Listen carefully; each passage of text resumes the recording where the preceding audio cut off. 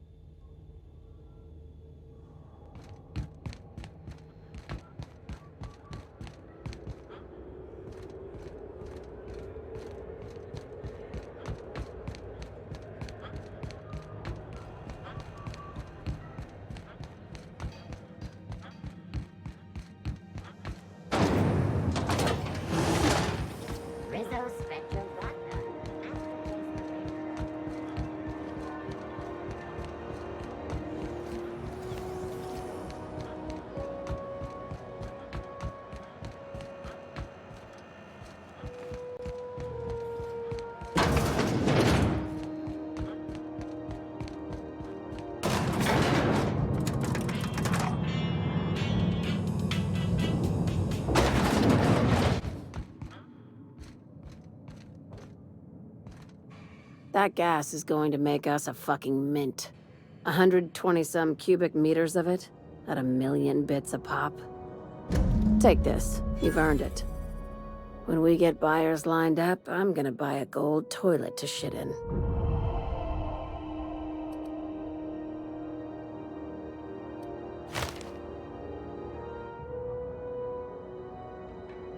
You're goddamn right. Monarch isn't exactly a walk down the lanes of Byzantium. But here you are with all your limbs attached. Call me impressed, contractor.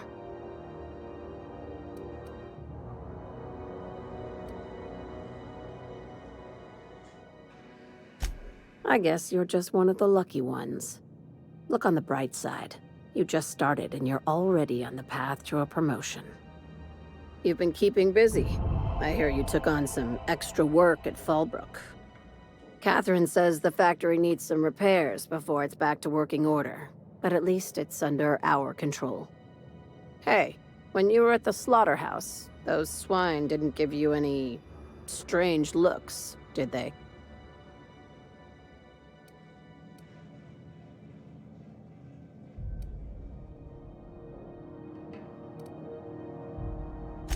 Like they were hanging on to your every word, scheming. And when you turned around, maybe they just oinked like innocent little idiots.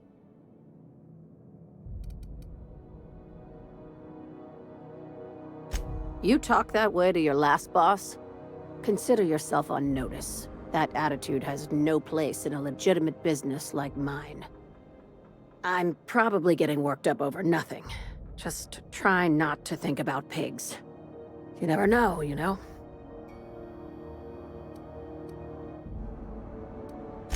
I've got a lot on my mind, but it's nothing that concerns you. At least, not yet. I have another job lined up, assuming you're still interested in work. You're gonna salvage me a space station. Heliospheric Research Station 1084, to be exact. I want it. Cobwebs and all. Interested? We're gonna take over a whole space station? This is gonna be great! Oh, do we get to stick a flag in the ground? This opportunity won't come around again, Captain.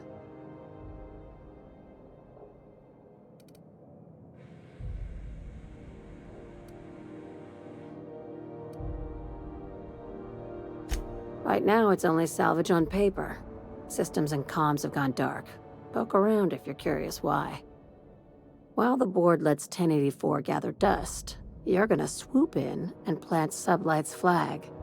Perfectly legit, perfectly legal. Here, this override bypass should get you into the station's systems where you can plant my flag. And one last thing. When you get there, make sure you aren't followed. We wouldn't want that.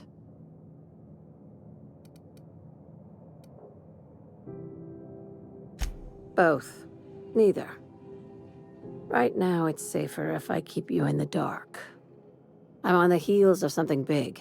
Play your cards right and I'll clue you in, but right now, I'm not sure who I can trust. Just be careful. Someone might try and use you to get to me.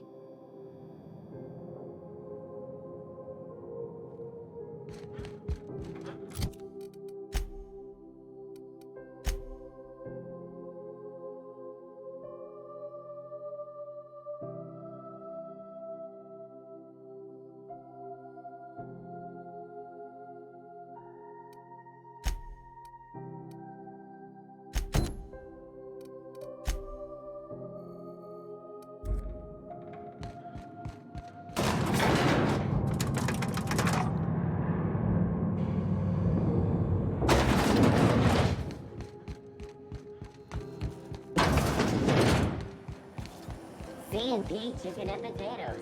At C&P, we know our C&P.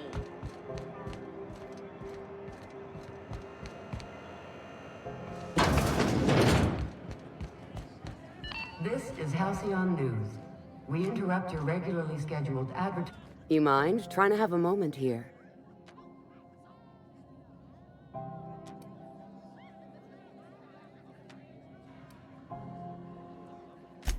Yeah, I was called that once upon a day. You need something?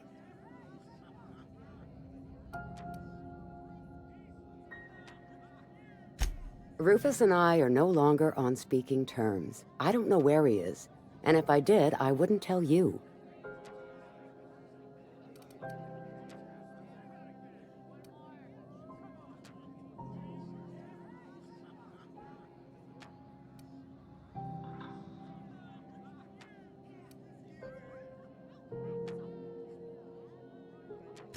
You're telling me you're on a first-name basis with Ms. Tennyson?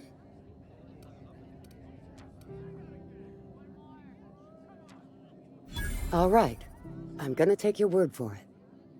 Rufus is hiding out in Emerald Vale. Got a few friends with him. That's as much as I know. Please, just make it quick. That's right. Our marriage contract expired some months ago.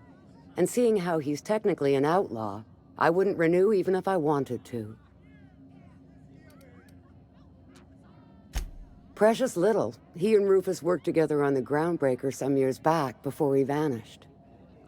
A few years later, Rufus gets a message from an old friend. Something about starting a revolution, something about getting rich. Abandoned his work and ran off that very day.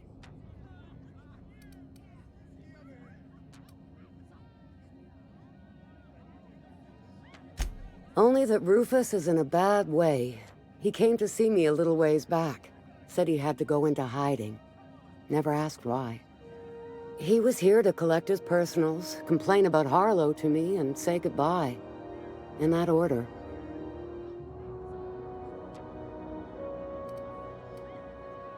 No, and he was particular about that. Said I was better off not getting entangled in his mess. Little late for that, says I. Appreciate it. No offense meant, just been a long day is all.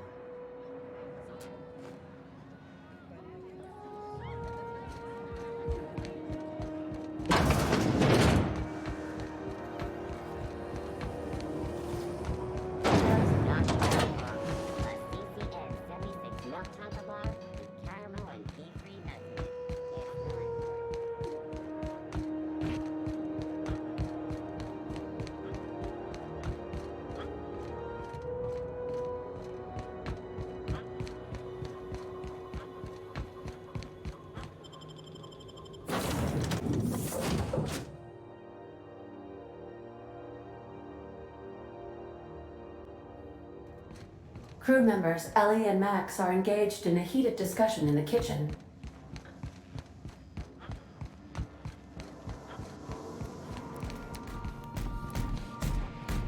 Hey, Max. Yes. You really think we all have a purpose? That everything happens for a reason?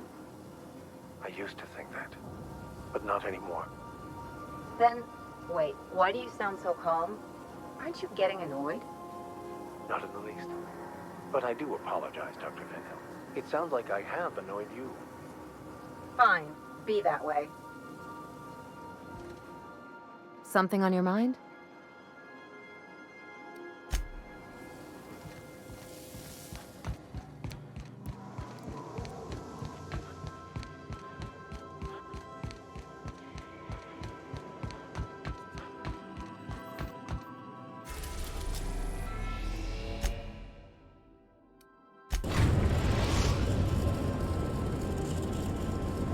We are now in orbit above Edgewater, Captain.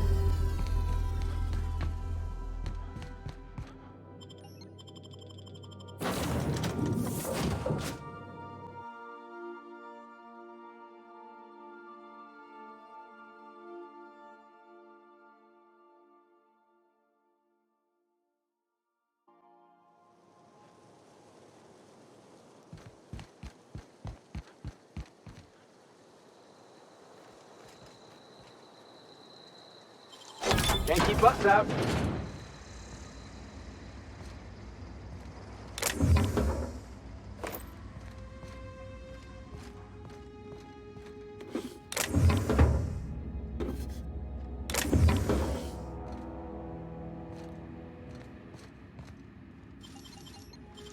If they didn't want to tempt us, why'd they lock it up?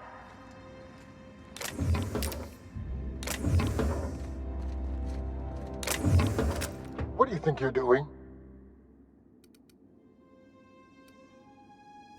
Just don't make more paperwork for me, all right?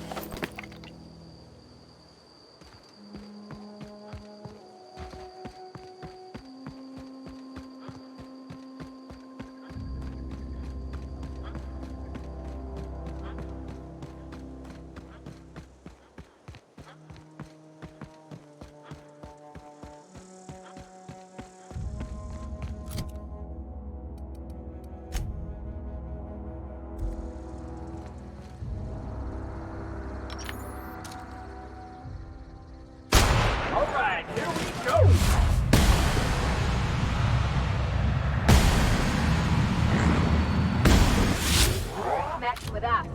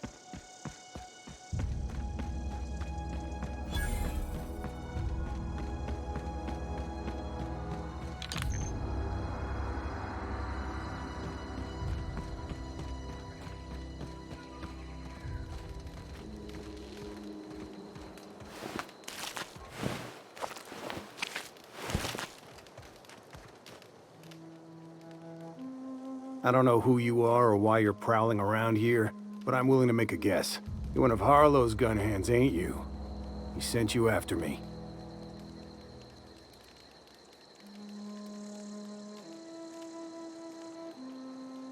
Right. You just stumbled into a camp full of armed strangers because you wanted directions. How much is Harlow paying you?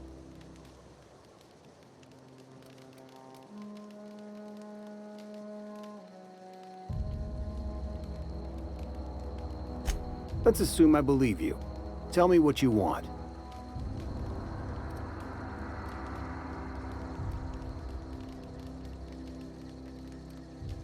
How do I know that I can trust you?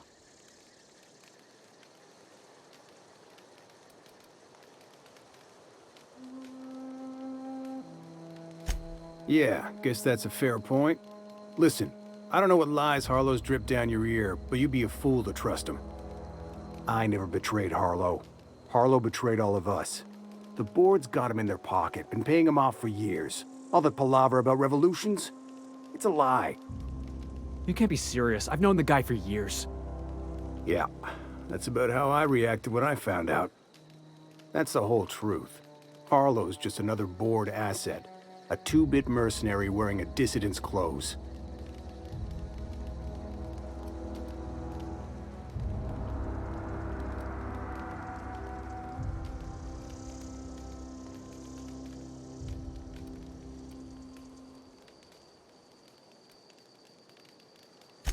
Say your piece.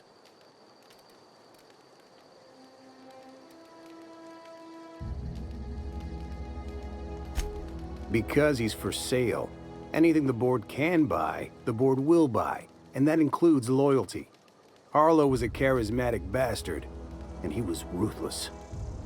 With Harlow in their pocket, the board had an informant, a pirate, a smuggler, and a gang leader all rolled up into one odious excuse for a human being. Sounds like a deal to me.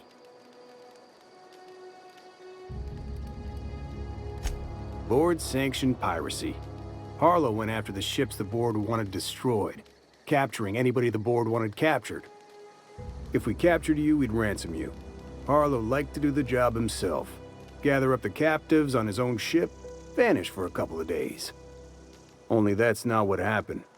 Harlow's been selling his captives off to the board. I don't know where they ended up. Re-education, Tartarus, maybe worse.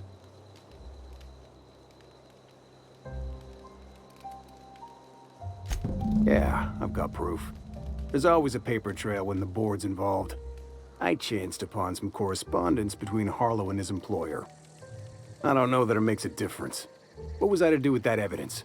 Bring it in front of the board? There's no authority in Halcyon willing to take Harlow to task.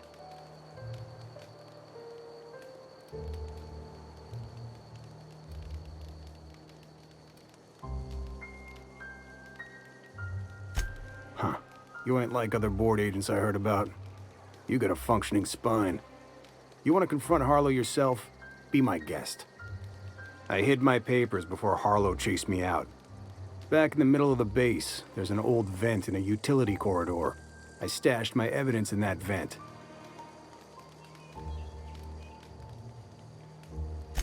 Take it you've made up your mind.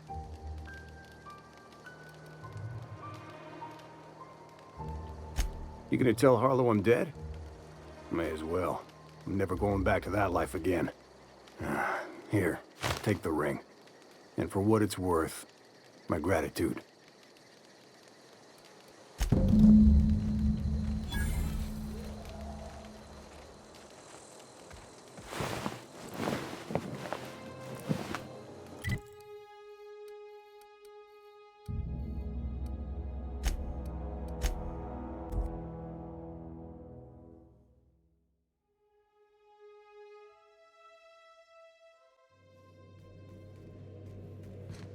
A reminder to all crew members, there is only one toilet on the ship.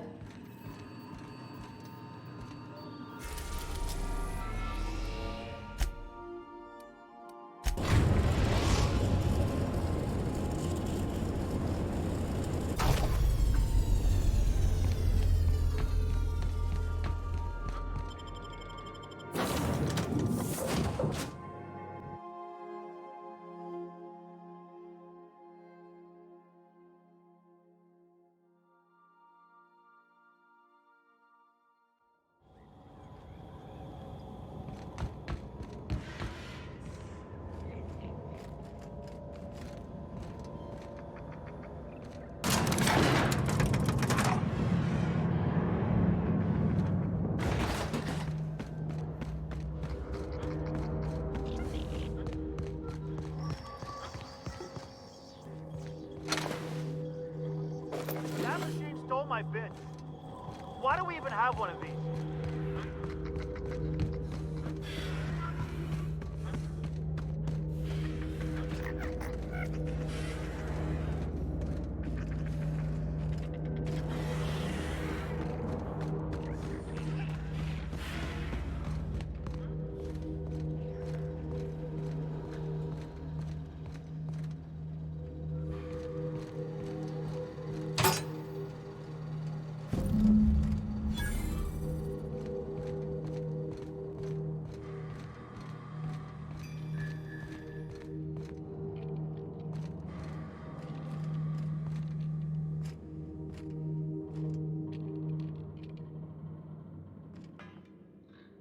What's the word?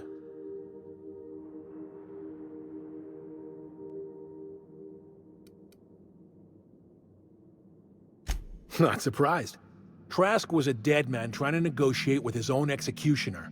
He'd say anything to preserve his life.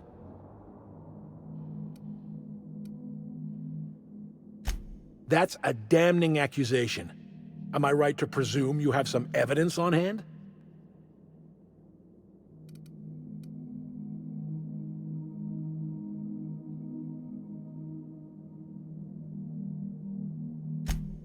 Those papers don't prove a thing. We've all done business with the board. They own the whole damn colony. Trask put you up to this. That miserable wretch. He's trying to undermine everything I stand for.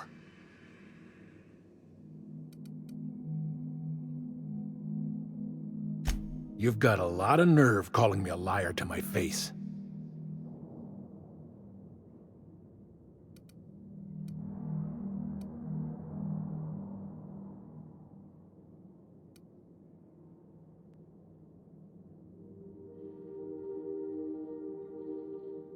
How should I know? What the hell do I care? Trask was a traitor. I didn't ask you to understand his motives. I asked you to cross him off. Clyde, look me in the eye and tell me it's not true. Tell me, and I'll believe you. Don't talk to me like I'm some common criminal, Felix. You're the one on trial, not me. I don't know what kind of poison that snake dripped in your ear, but as far as I'm concerned, you've been compromised. They're on us! Nice one! Put him in the...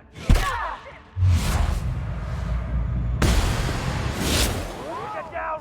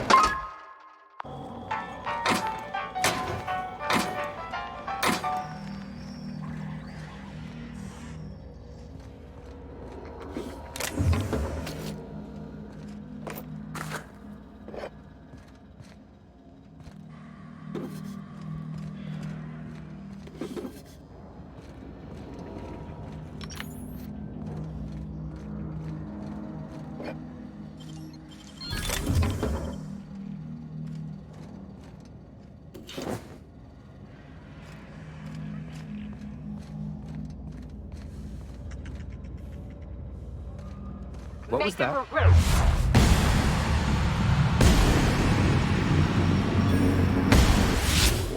That had to hurt.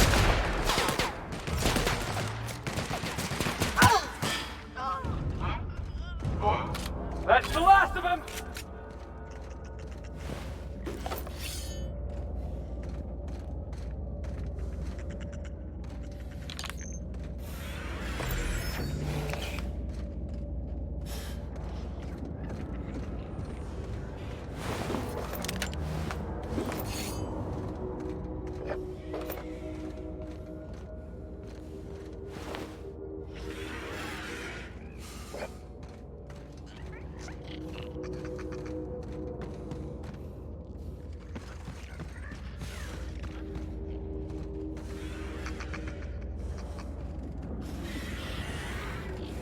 This is definitely not how I imagined it'd end.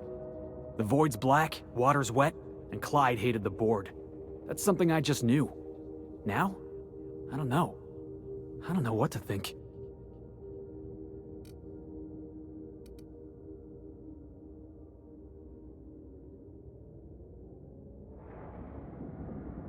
No. I guess you really don't. I've just got a lot on my mind right now. This is a lot to take in. I always looked up to Clyde. The thought that he could be an agent of the board is just abhorrent to me.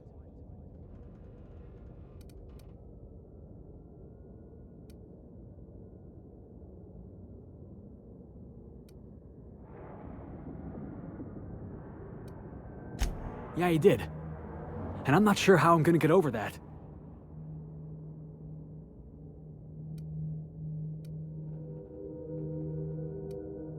I hope so. I don't see this one passing anytime soon. You've given me a lot to think about. I'm gonna be mulling over this whole mess for a couple of days. Part of me wishes we'd put Trask in the ground. You know, I think that's just my frustration talking. Thanks for your time, boss.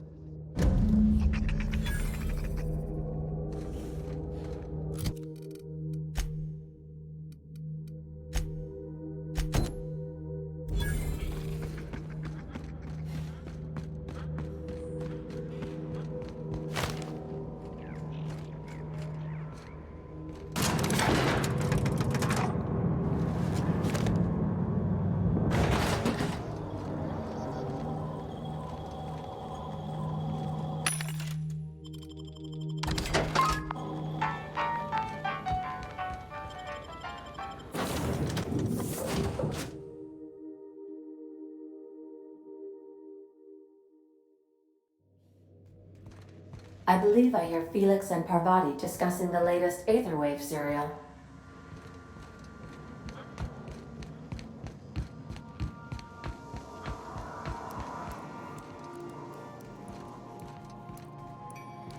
You watching the Aetherwaves last night? Halcyon Helen finally took down the chief of the Savages, with a guest appearance from none other than the masked marketeer. Oh, no fooling? I'm gonna have to catch that one for myself.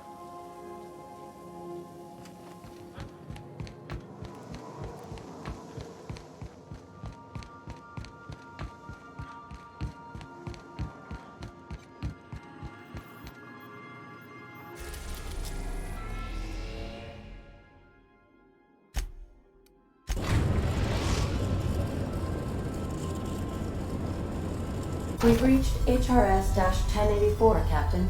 It's emitting a very weak docking signal. I almost mislabeled it as normal etheric static.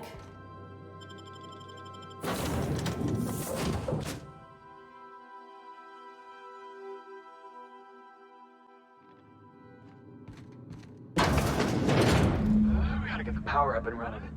I'm shivering in my boots here.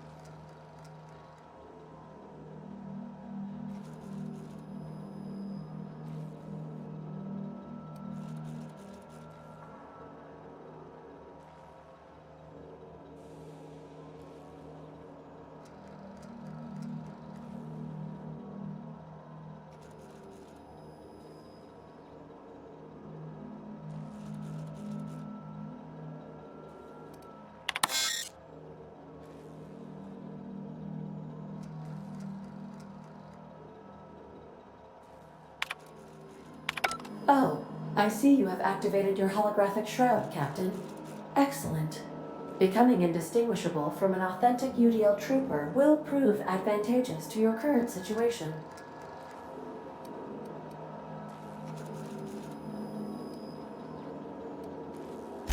A UDL vessel has been tracking our position and just recently docked with the station. They are patching into the station's transmission lines now. I cannot stop... I've been waiting for this day since we tagged your ship in Cascadia, Captain. Wait, who are you? No one told me we had security forces deployed on the station already.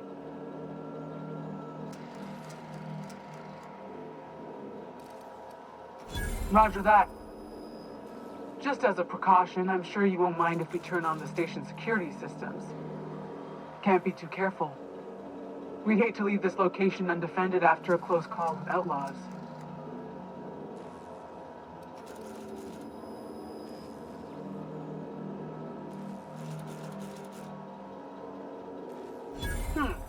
That should have been fixed by now. As you say, we'll just head out then. Safe travel, soldier. The UDL gunship is undocking from the station. They appear to be departing into space. I've never been great at de-escalation.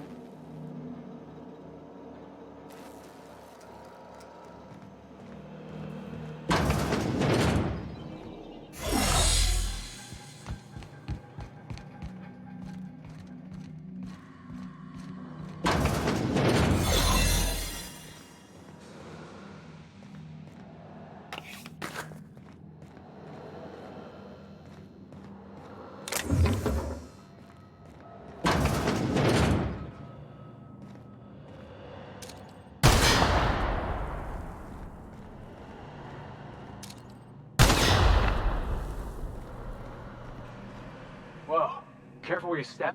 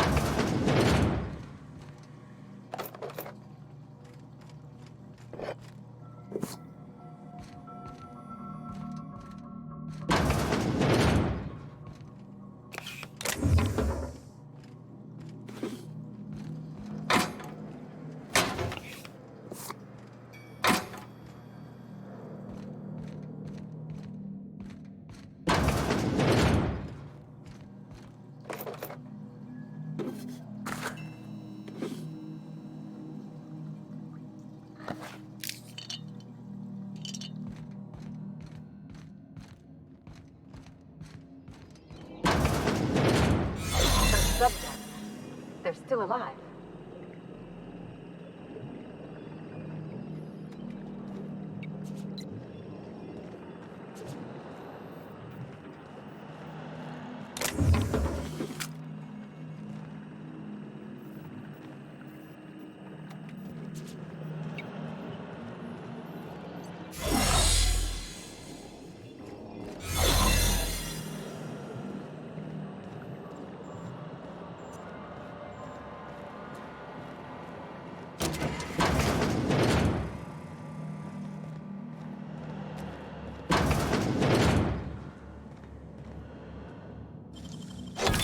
All in the wrist.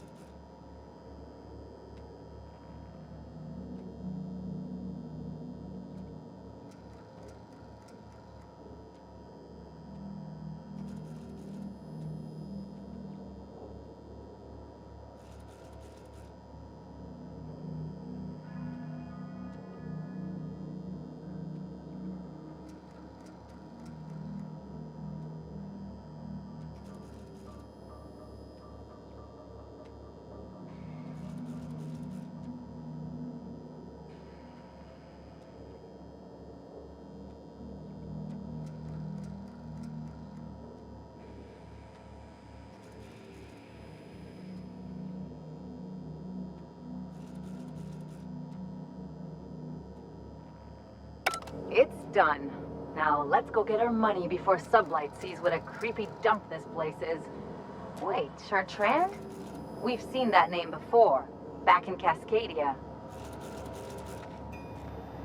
What did I tell you? Harlow's down with the man shtick was just an act. No one who yammers that much means half of it.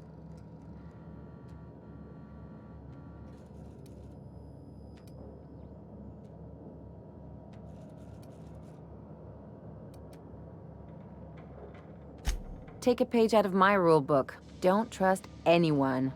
Then it's easy.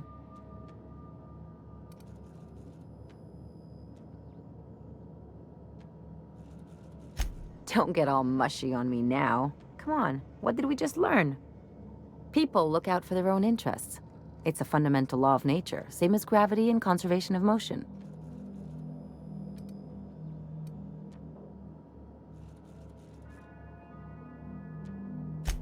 Sure I can. In fact, I bet you I live a lot longer.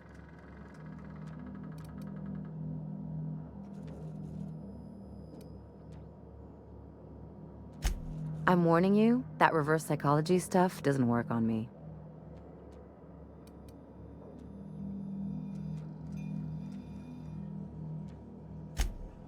Sure do. And unlike you, Captain, the rest of us don't get a big fancy room with wall-to-wall windows. But let's forget about that, please. Anyway, you really want to tell me you're helping the scientist because you think he'll save the colony?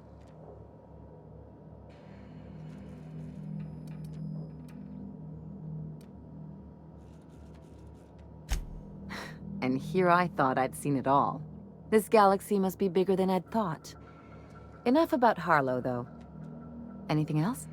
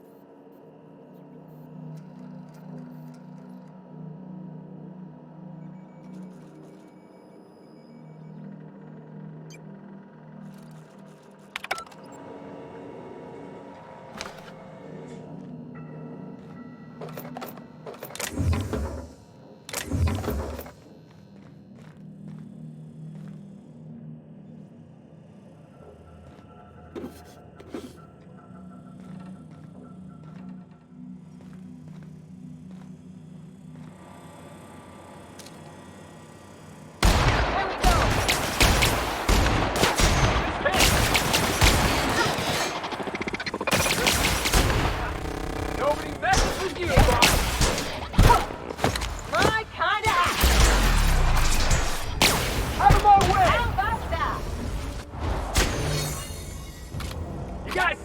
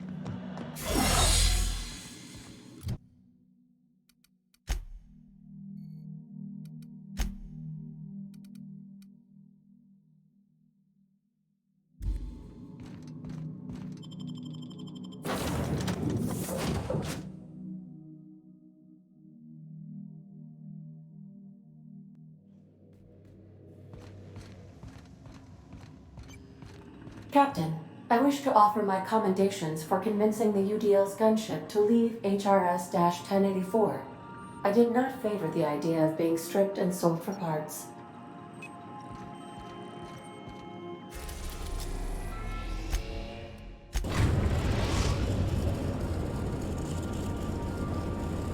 We've arrived at the groundbreaker.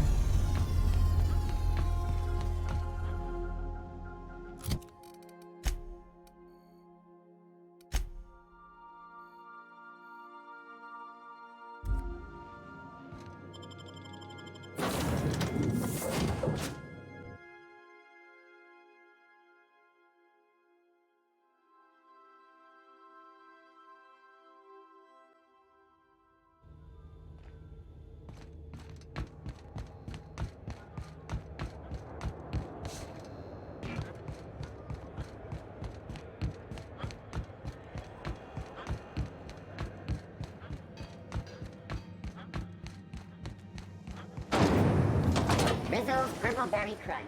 Sugar gel flakes and purple berry flavored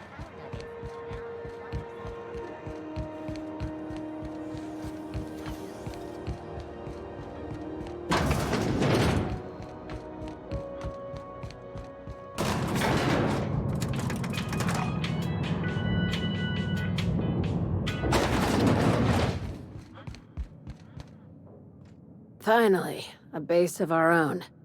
Soon we'll have eyes on every corner of the system. Well done, Captain.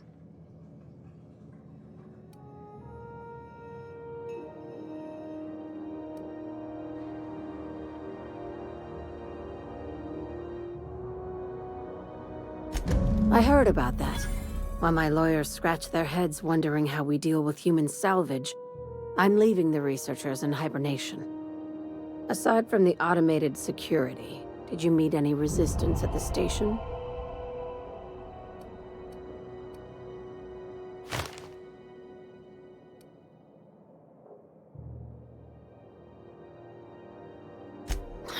I knew it. They've been shadowing us since Monarch, maybe even longer. I've been less than honest with you.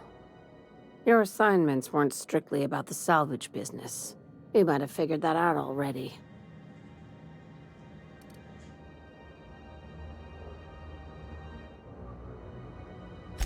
That's right.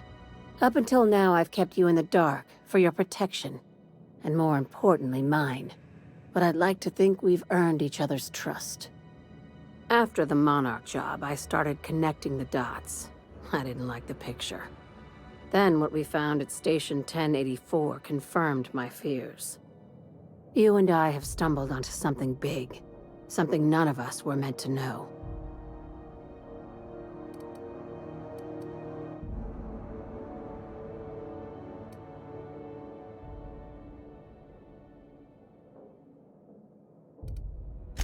Maybe the worst. Ask yourself why a skeleton crew was studying that Alta Vitae gas in secret. Ask yourself why stockpiles were hidden on a planet full of monsters.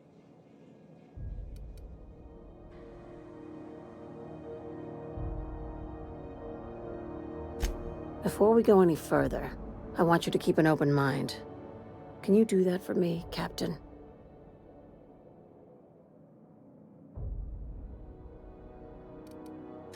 Aliens. I'm talking about aliens. They're the ones responsible for the deaths at 1084, and who knows what else. We have to put a stop to it. I knew it. Aliens from other worlds been visiting Halcyon. At least one of your crew can keep an open mind. But this isn't some Aetherwave serial millstone. This is reality.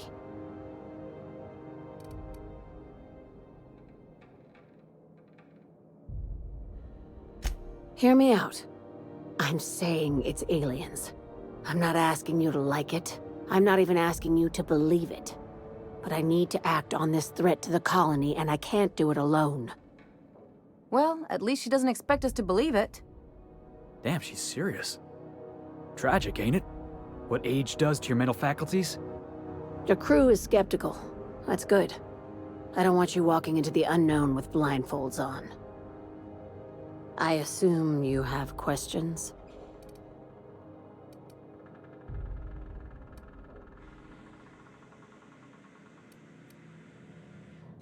If we're gonna see this through, I'll need your trust and commitment. Now's the time for setting doubts aside.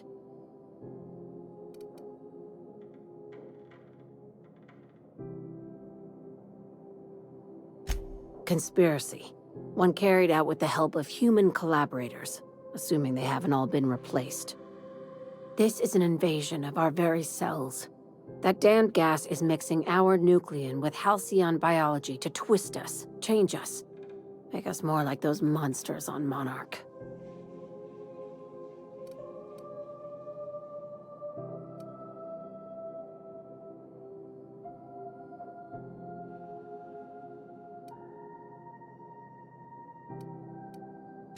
No kidding. That's how they want it. When I lined up the evidence in my spreadsheet, there was only one possible conclusion looking back at me. This is my data talking, not my anxiety or lack of sleep.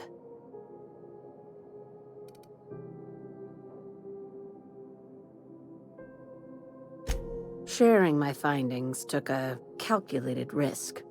If you were a spy, I doubt you'd even realize it. Only your cells would know.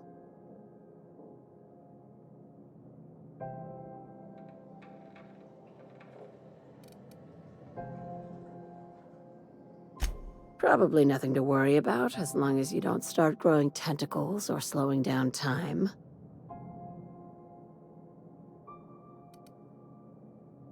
Dr. Chartrand is the crooked psychopath behind the gas experiments. She sold out her species, and I need you to put a bullet through her skull.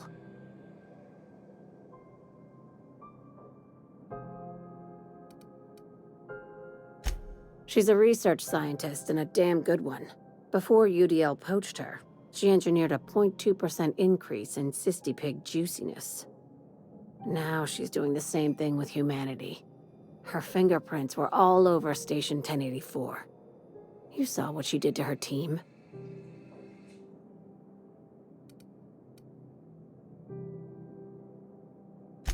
It's cute that you'd think that about me.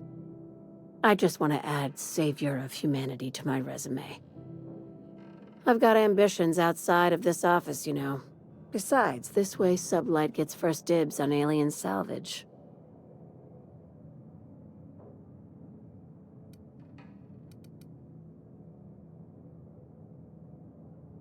Do you usually come across innocent people trapped in suspension tanks? Because some of us would call that excessive. Remember, the tanks were just the shit she left behind. Just imagine the experiments she carted off to her next lab.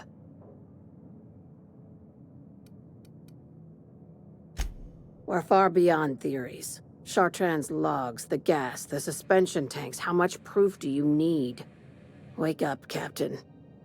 An invasion needs collaborators working from the shadows. She has access to the board, unlimited funds, and a colony full of sheep.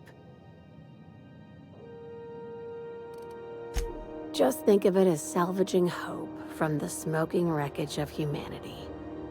This is your initiation into a future with Sublight. Want a steady position in our ranks? Buy one with a bullet. Well, there's your usual fee. What else do you want, a promotion? It's yours. Even better. I'll owe you one.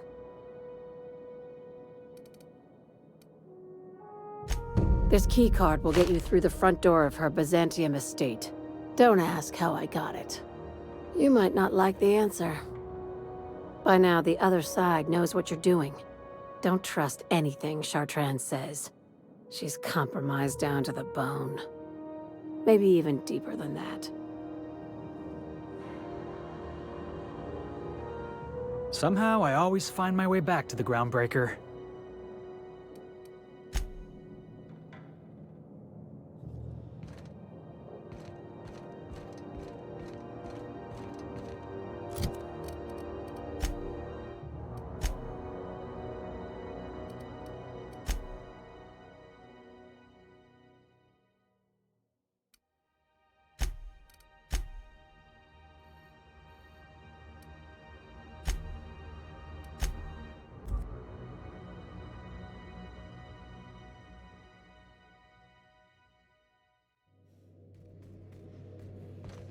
Some You're adjusting before you pull. You're anticipating it. You... Of course I'm anticipating it. What if I shoot a friend on accident? That's on account of your stance. You want to lean into it.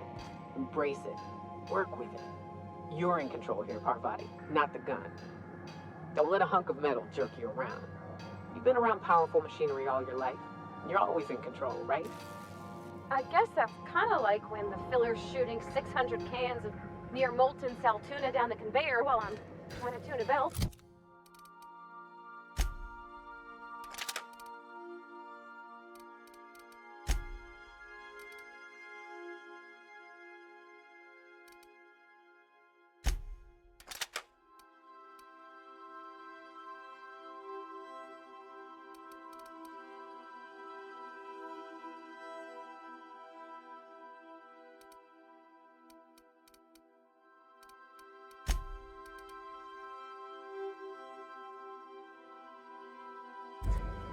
Here, stand like me. Just...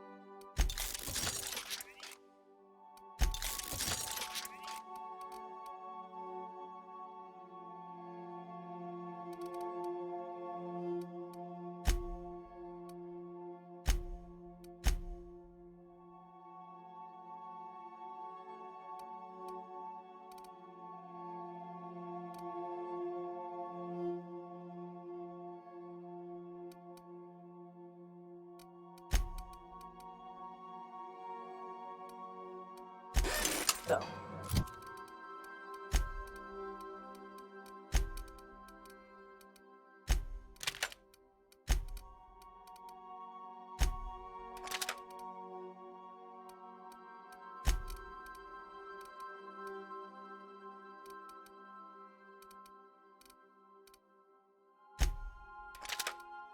Hip square. Lean forward a little. It's just equipment. You're just an engineer using it. Okay. We'll try again later. You'll get it. It's fine.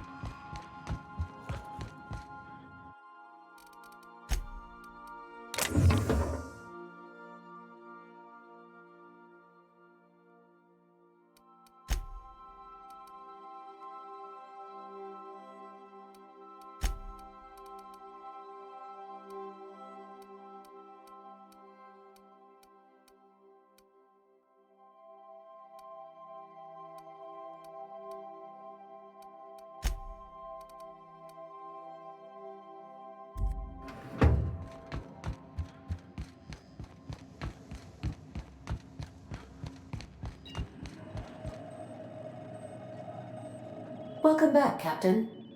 How can I be of assistance? May luck be with you.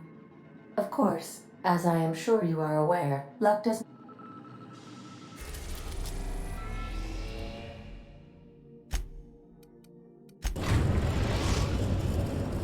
Now arriving at Phineas's top-secret orbital lab.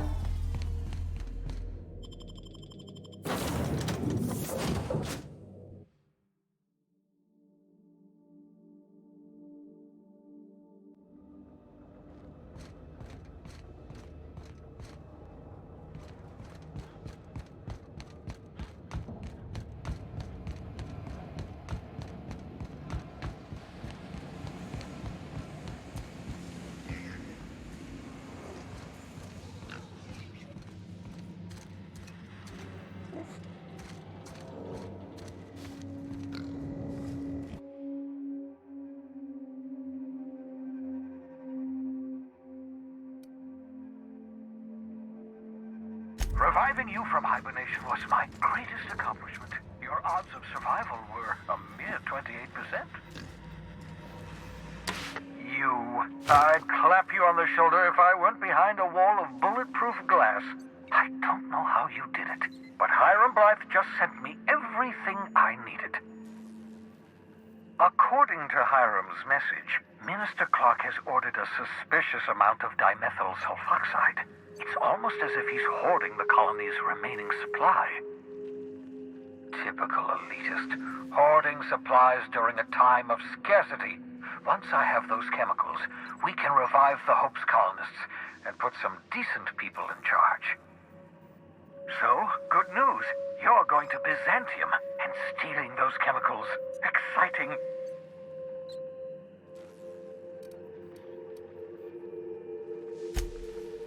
If I had time and several blackboards, I could explain the details to you, but to put it briefly, dimethyl sulfoxide is the reason you're alive today. The chemical is absolutely essential to reviving the Hope's colonists. I need you to steal as much as you possibly can. The more, the better. If you don't bring me enough chemicals, I might not be able to save the Hope's colonists, and then nothing will stop the board from destroying this colony.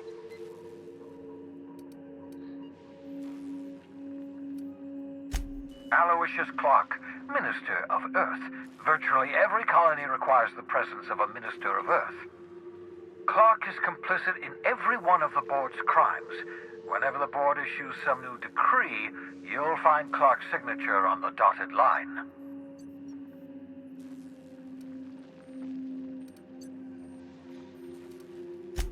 Oh, I understand it must seem impossible to you. Infiltrate Byzantium, the crown jewel of the colony.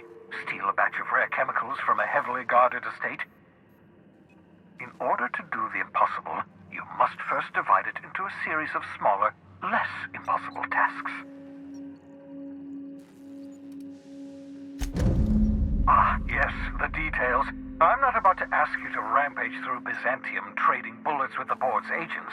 We'll have to resort to subterfuge. Carmen Imagawa. She's my contact in Byzantium. Meet her at the docks. She'll have all the necessary intelligence you require. I'm giving you my old nav key to Byzantium. You'll need it to land in the Golden City. Remember, you're looking for dimethyl sulfoxide. Big green bubbling vessel with a warning label. I'll take as much as you can find. You can trust her if that's what you're asking. Imagawa is the finest special agent in Byzantium that money can buy. My money, anyway. Of course, of course. What's on your mind?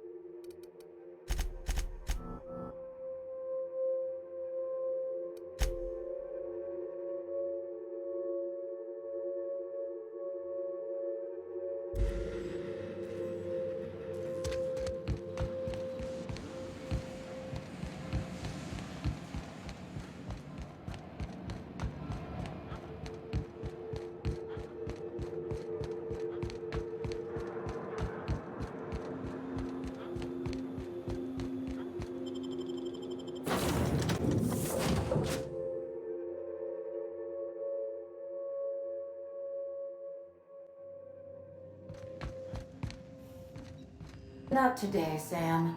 I am not in the mood for a deep clean. Oh, all right. Some culprit who shall not be named spilled Rizzo's lemon slap on my console.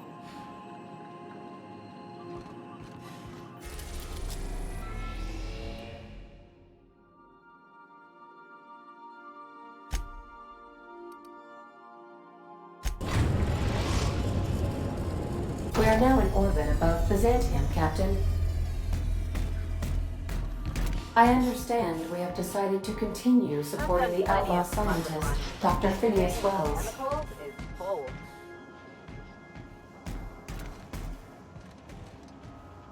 Since we're in Byzantium, there's something I've been meaning to do. I haven't actually talked to my folks in a while. Shocking, right? Anyway, it's probably about time I paid them a visit. Given the dangerous life I lead, they've got to be worried sick.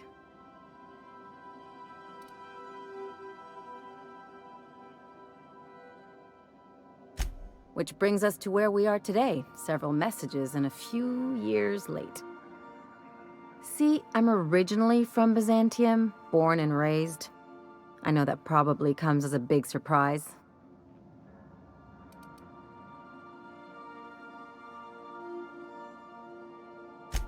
Yeah, exactly.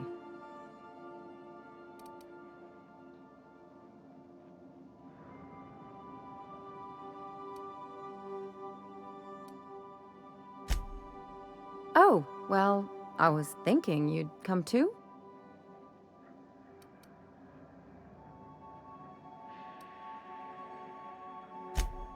Because it would be fun?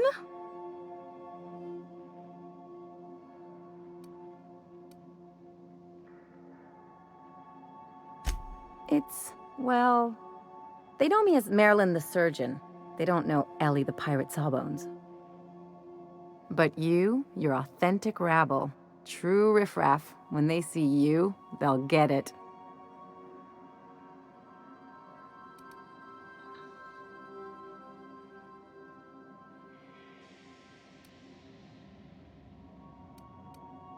I only wish I could pull it off as well.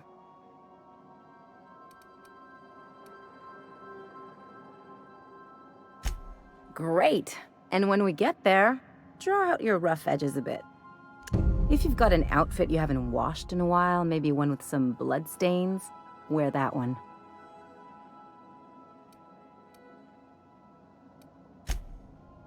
Oh, and help yourself to the good snacks and put your feet on the coffee table. Mother hates that.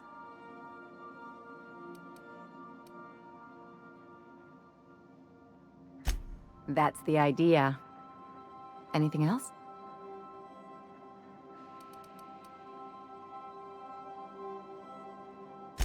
I sure hope you negotiated for a raise with this Phineas guy.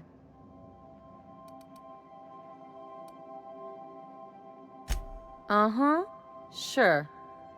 Everybody's got an angle. I'm just wondering what yours is.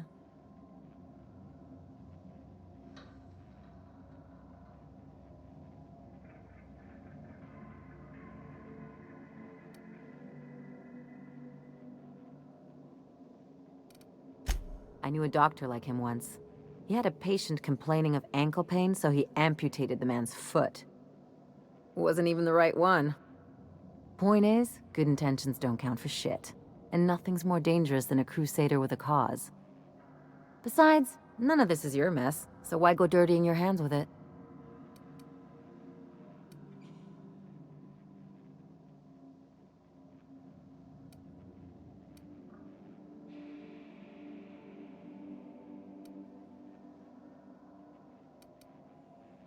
Hate to say it, but the right thing rarely pays well. The board's put a bounty on his head, and they've got more than enough bits to pay it. I've got no love for the corporations, but they know how to take care of their people. The ones at the top, anyway.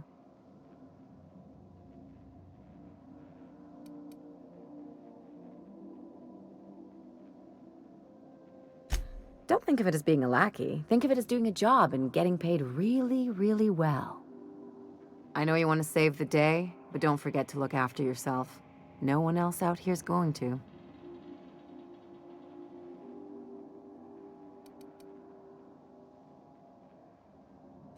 Hey, don't get any ideas.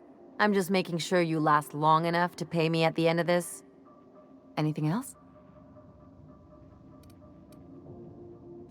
It's like one of those stuffy art gallery pieces. Looks okay from far off, but once you get close, you realize it's just some mismatched shit everyone's agreed to overpay for. Even the bribes are overpriced. The real question is, why didn't I leave sooner? There's all these invisible rules, and everyone spends all their energy just trying not to break them. I was a top-tier surgeon, but I could hardly open a pack of gauze without 10 people signing off first.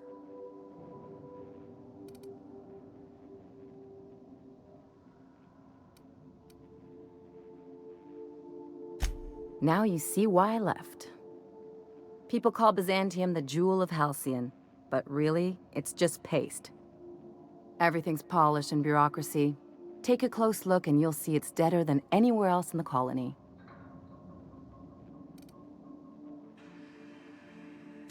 Don't trust anyone, don't touch anything, and whatever you do, don't show your teeth when you smile. People are extremely competitive about cosmetic dentistry. It can get ugly.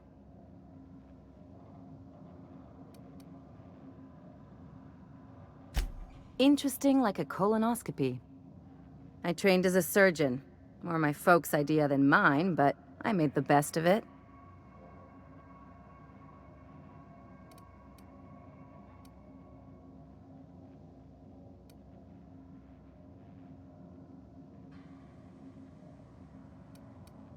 Lots of them, unfortunately.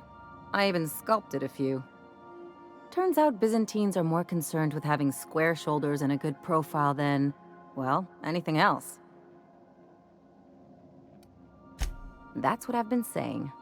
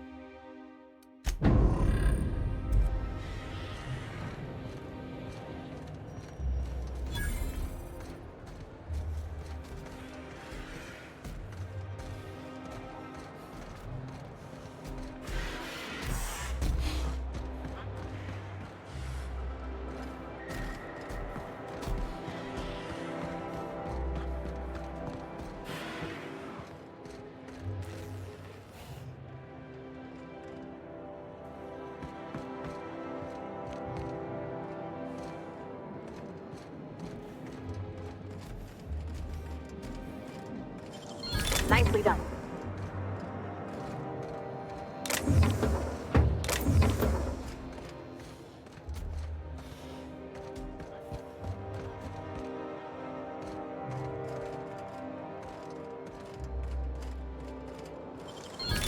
Okay, gone quiet.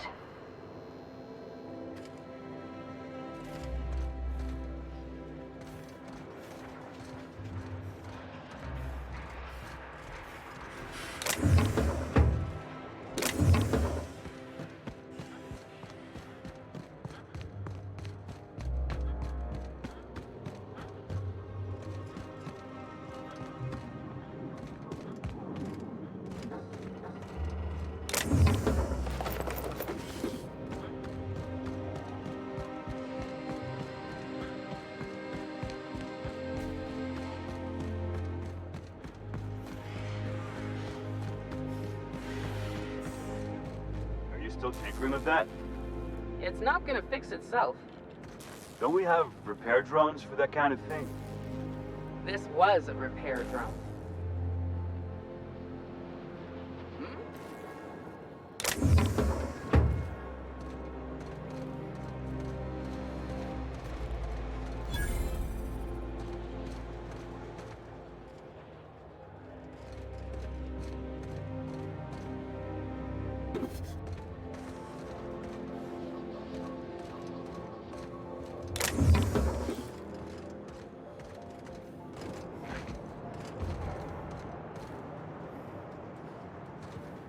Do you mind? I'm meeting someone.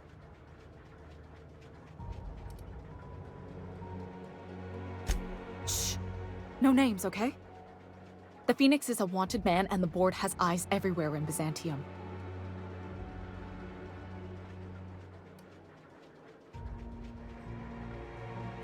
Yeah, that's my codename for, you know, our mutual friend.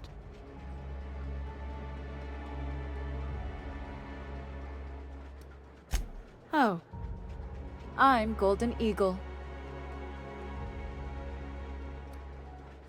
Yeah, I named you Cuckoo.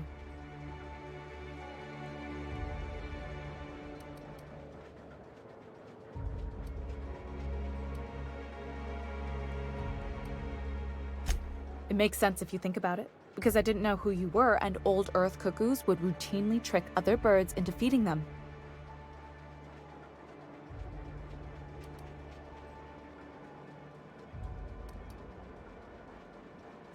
Does this mean I'm supposed to have one too? Fine, but make it a really good one. Let's go with Rufus Hummingbird. Forget it. Codenames are for amateurs anyway. Too late. I've already marked it off. Can't just go reassigning codenames. Oh, can I be chicken? Because chickens will adopt any critter's baby and keep them warm. You sure you don't want to be Raven or Sparrowhawk? Aw. Okay. Chicken it is. Anyway, you're looking to make contact with Minister... Magpie, right? I should warn you, it won't be easy. He spends most of his time in his estate, which is heavily guarded.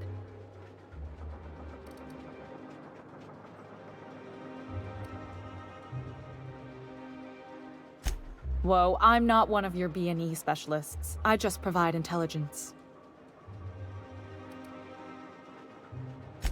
Some of the guards hang around Billingsley's House of Inebriation between shifts. That place is still open? I used to study there during medical school. Maybe you could do some reconnaissance there. You know, swipe a key while nobody's looking.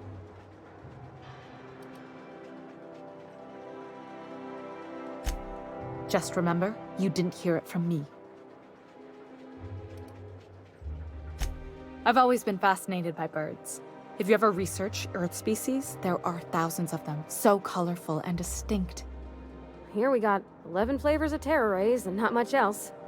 That kind of variety? I mean, gosh, seems almost impossible.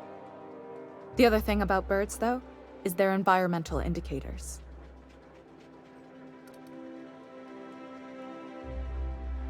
Exactly. I started thinking about everything we see around Halcyon, and all the things we don't see. For starters, you rarely come across anyone living in Byzantium who wasn't born here, even though we get ships in all the time. Trust me, anyone with a lick of sense gets out of here as soon as possible. But most people don't. In fact, most people stay exactly where they start. Doesn't that seem strange to you? And then there's the way nothing gets fixed. There used to be a suggestion box around here. People would drop ideas in. Nothing ever came of them, of course.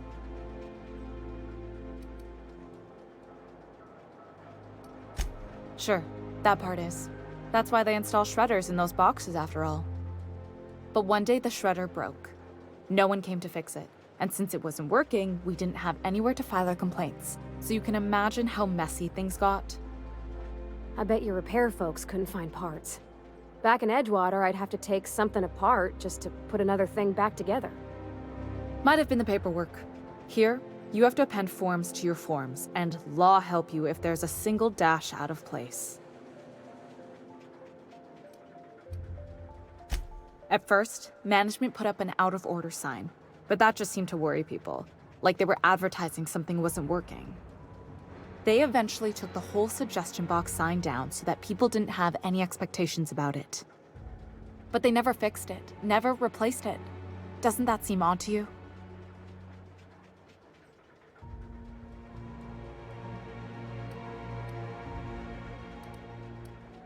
The whole episode made me wonder, if they can't fix something as simple as a suggestion box, what else aren't they fixing?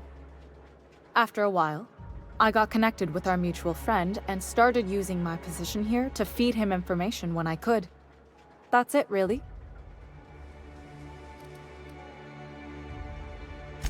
Afraid not. He almost never leaves his home, and his guards never leave him. Can't say I blame him. It's scary out of doors. I mean, can you even count how many times we've been shot at? What work specialists, huh? Our mutual friend is really branching out. Good luck, Cuckoo.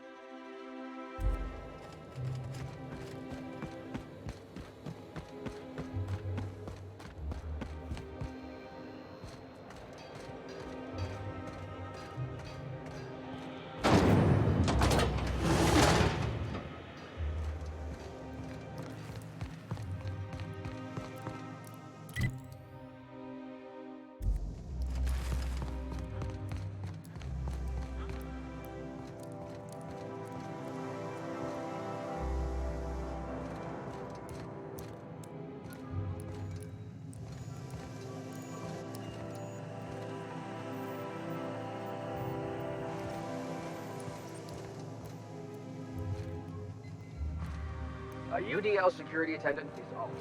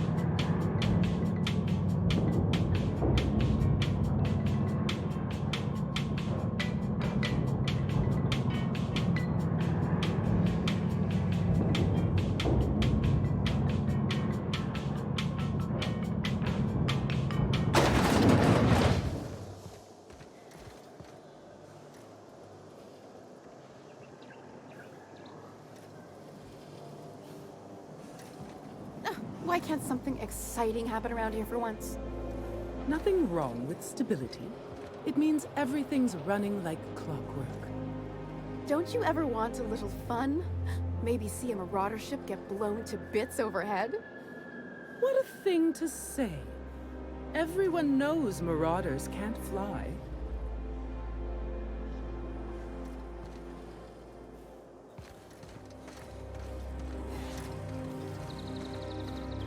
Hey, you. Yeah, you. Want to be famous?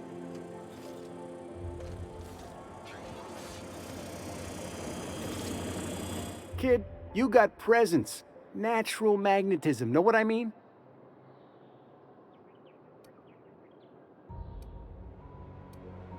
Tell you what, you're gonna like it a whole lot more once we start talking bits. Listen, you got an agent? Some kind of representation?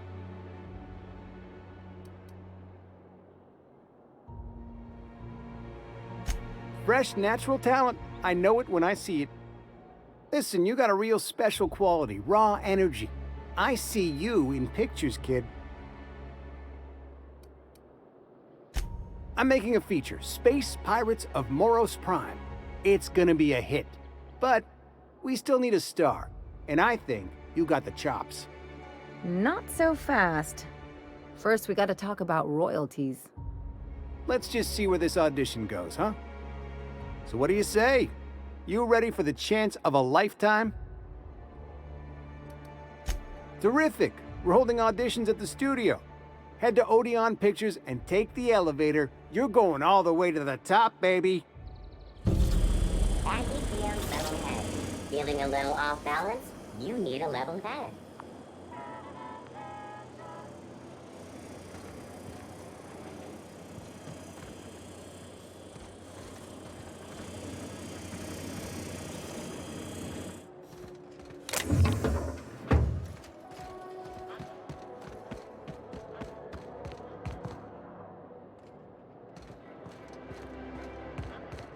Is that supposed to be a model of the system? Not super accurate. I once treated a lady who got her hand caught in the gears. Idiot was more worried about her rings than her fingers.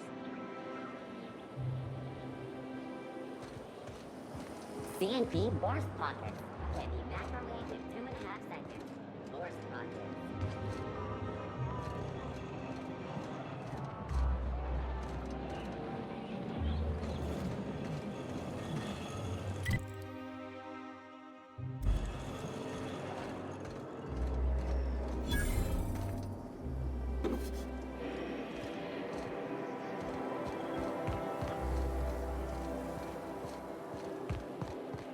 I've always loved that sculpture. It's an orrery, and you say that every time. It's strange, though. I thought Byzantium was the center of Halcyon.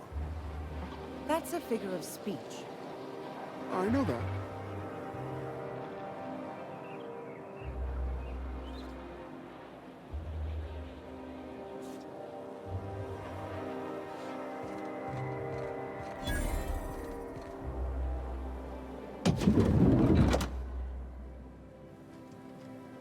You, with the hips. Over here. Let me take a closer look at you.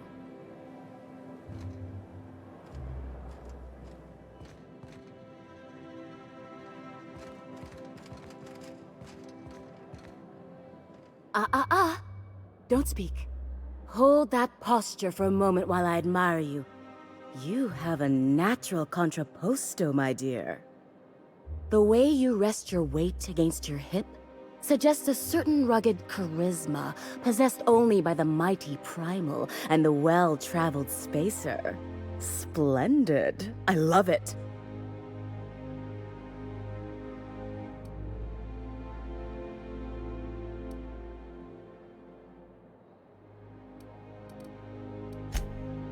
Your walk, your posture, the cut of your clothes, you carry yourself with the bearing of a noble, but you dress like a barbarian.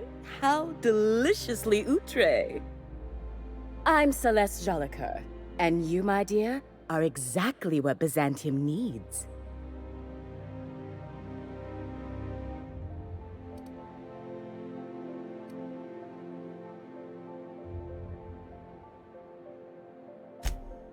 Darling, you and that brutish swagger of yours have been on my mind the moment you stepped into my studio. I'm working on a new line of clothing that will shock this city to its core, and I'd like your help. What do you say, my dear? Care to make history with me?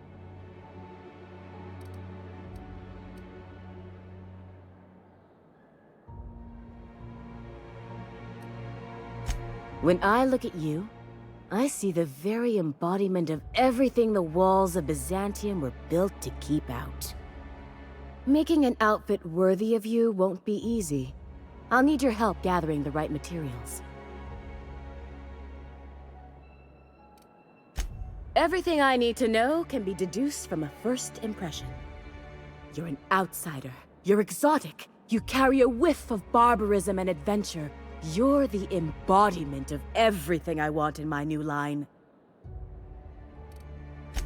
Marvelous! You and I are gonna wake this city up like a cold splash of wine to the face. What I need is a survey of the outside world. What does the common laborer wear? How do the wild-eyed madmen of Monarch dress themselves? I've heard rumors, but I require samples. Also, I expect you to model for me.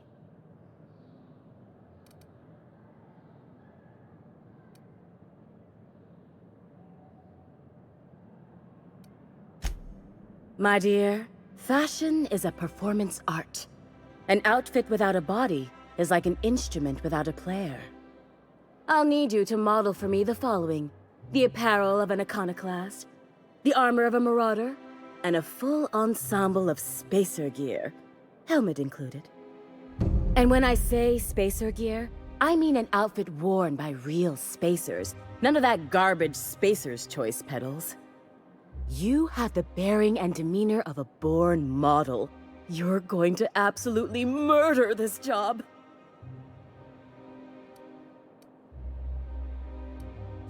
I expect you'll cut an exquisite figure. What else do you need to know? I've heard rumors of these iconoclasts, half-mad zealots rampaging across the surface of Monarch. You'll have to find your own way into Monarch. I can't help you. Even if I could, I prefer not to interfere with your creative process.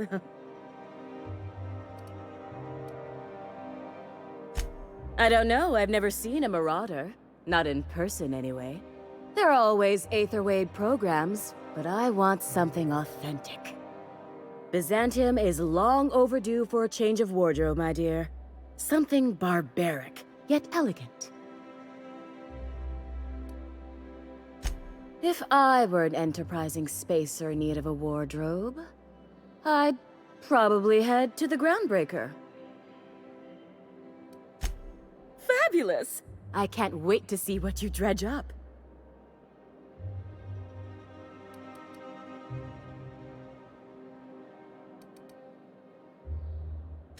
You don't gotta be so forward about my reasons, Captain.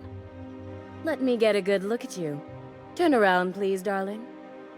My word, such muscular shoulders. You're a vision, dear. I am no such thing, ma'am. Nonsense, you're absolutely lovely. Chin up now. I have just the thing for you. Let me do a back-of-the-envelope calculation. Materials, labor, licensing and copyright. There.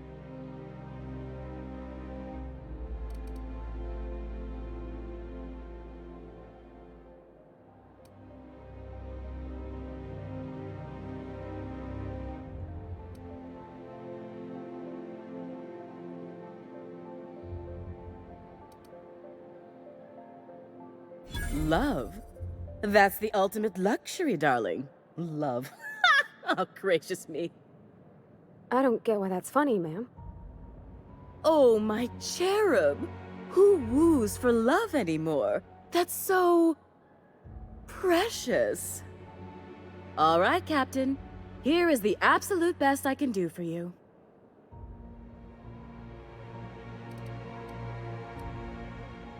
Darling, do I look like an amateur? I read her measurements by eye. And don't you ask, because they're no one's business but her own. There are some things I simply cannot skimp on, darling. Such a lovely young lady deserves the best. Now stand back. Back! I'll enter the settings and get these machines spinning. You'll be broke to bespoke in merely an hour.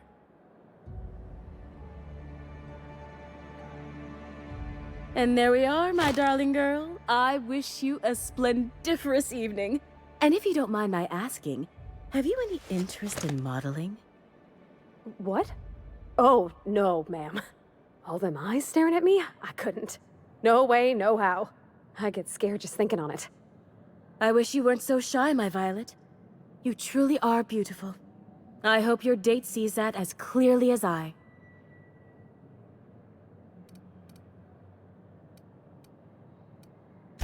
If I were an enterprising space... For you, anything.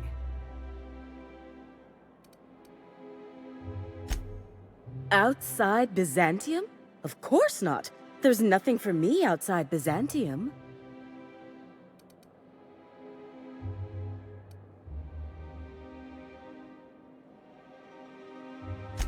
Byzantium has lost its élan vital. Everything about this city is so dreadfully stale.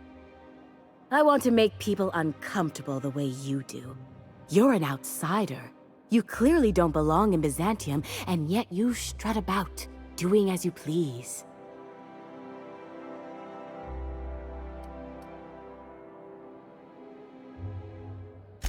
I'm not some common button-monger, darling. I'm an artist. It's my job to make you uncomfortable. You're very welcome.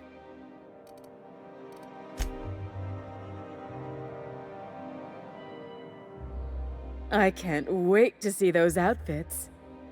What can I do for you, darling?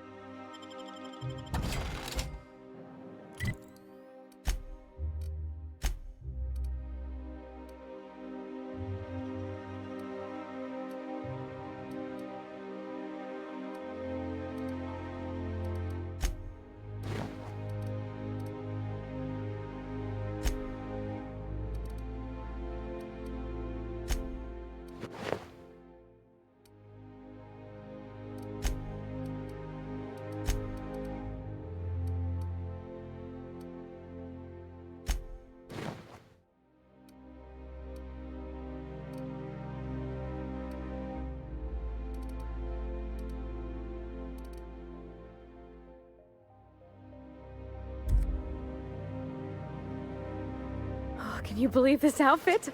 It's so handsome, I'm almost afraid to touch it. Well, I guess that's everything then. After all this time, I just have to actually do it now. You know, there's a part Junlei's been looking for to fix up the air cyclers. They only carried them on big colony ships, like the Hope.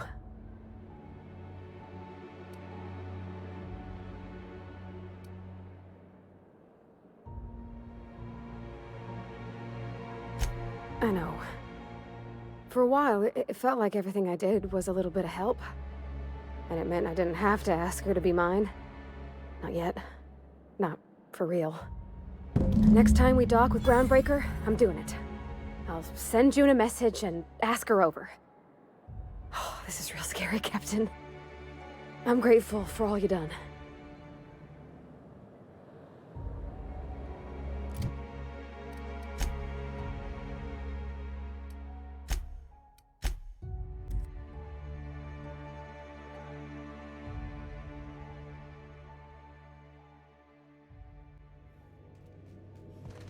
A reminder to all crew members, there is only one toilet on the ship. I swear, next time we put into Groundbreaker, I'm gonna do it. I'm gonna ask her over. Oh, I'm so nervous. Having trouble focusing on my work.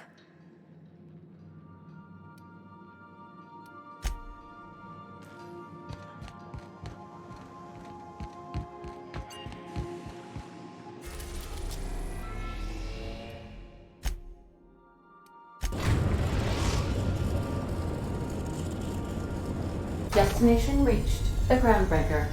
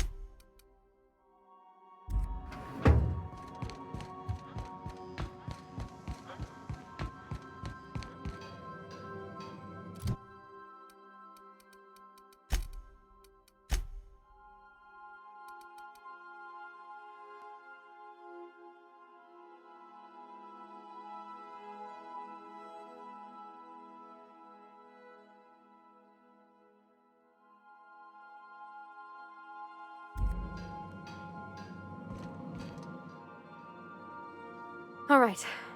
She's on her way. How do I look?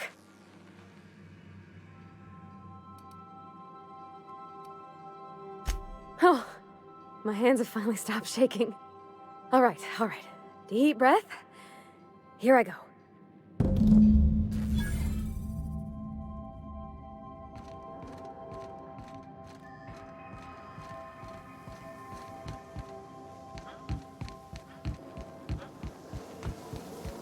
Status report.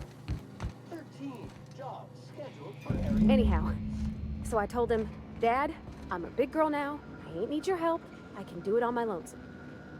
What did he say to that? Have at it then. And he handed me his favorite wrench, the one you used for the canner. He's probably half as tall as I was. He didn't scold you for talking back to him? Nah, he was never like that. I always thought it was funny when I'd get indignant about something. Then he'd watch me do whatever it was, make sure I didn't get hurt, but he'd never interfere. I learned a lot that way. I wish I could have met him. Anyone who helped shape you must have been a special person.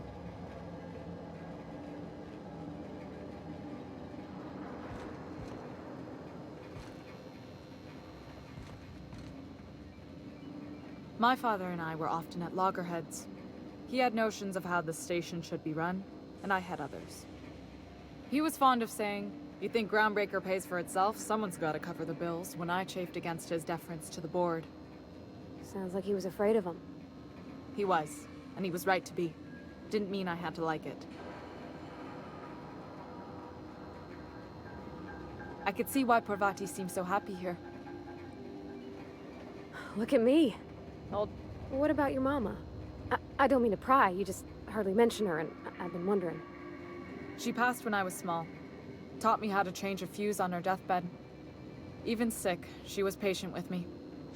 She kept exhaustive journals of my childhood, my father said. Like she was A/B testing child rearing. Must be you got that exacting nature from her.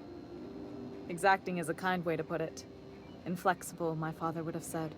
Bull-headed. Cold.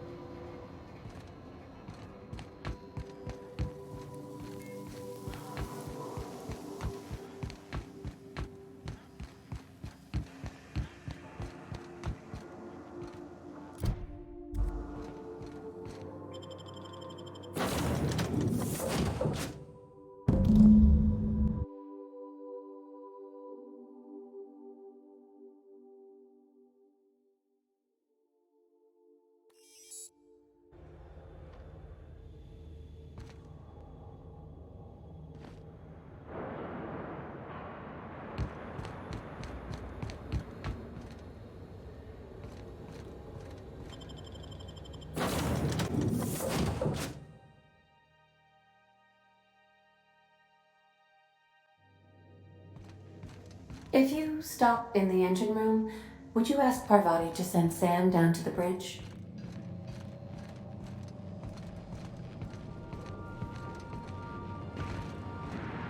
So my dad, he told me, don't you let that boy push you around.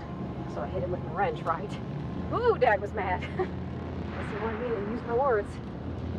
Not that I've ever been good with those. Grounded me for a week. No secret, Sam. It was worth it.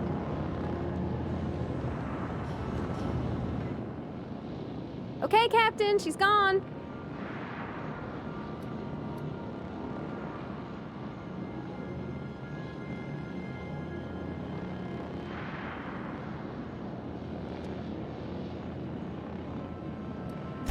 I'm near about vibrating. I'm so excited. So she got here, and after a few minutes, she said, "Hey, do you have some new parts?" And I was like, "Nah, I used a new soap." And then she just sort of touched my arm real gentle-like and called the cut of my outfit elegant. I couldn't hear the rest on account of my heart was beating so hard. Then I led her into the kitchen. I think she about cried when she saw the spread.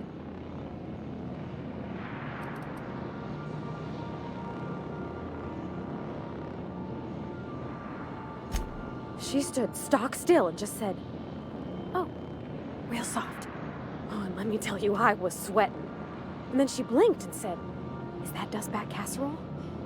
I told her how we got Mr. Raymond to bake it for us, so it was double authentic. Made by a real live Monarchian? Monarchist? Monarch person.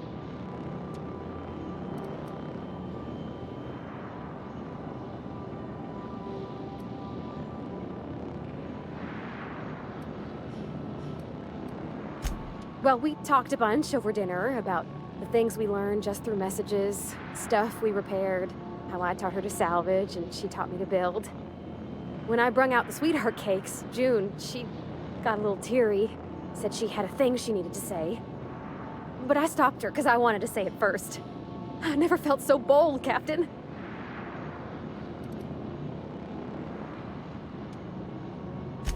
I told her about how she made me feel.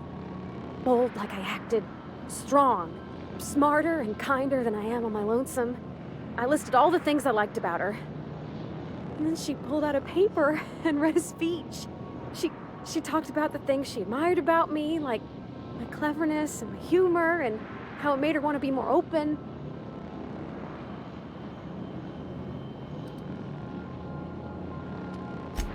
She was worried she wouldn't get the words out right, especially after that message about Isabel. It's sweet. Anyhow, when she wrapped up, I asked her to be my girlfriend. And Captain, she said yes!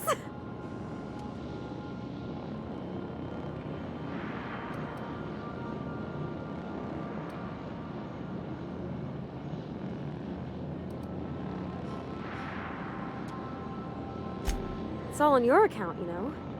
Imagine if you'd never taken me out of Edgewater. I'd have never met Junlei at all. I don't know nothing about the Vicar's capital P plan, but you've sure changed my life. So, if you don't mind, I'm just gonna head to my cabin and happy scream into my pillow for like an hour.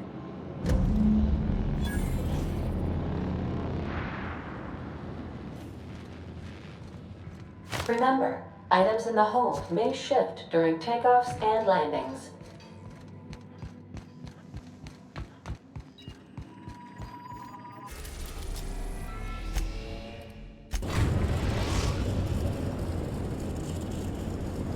We are now in orbit above Byzantium, Captain.